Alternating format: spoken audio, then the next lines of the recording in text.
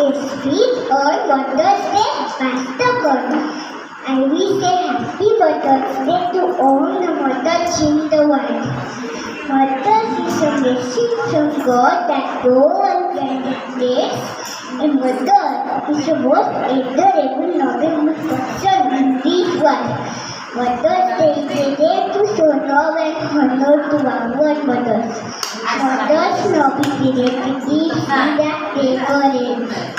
She teaches her children valuable lesson of life.